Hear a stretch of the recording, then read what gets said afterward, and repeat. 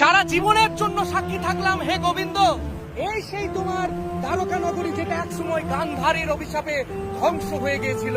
কিন্তু আজ এই 24 বছর বয়সে আমি তোমার সেই দ্বারকা নগরীতে এসে এইটুকু বুঝতে পারলাম যে জীবন যতটা আমরা ভাবছি ততটা নয়।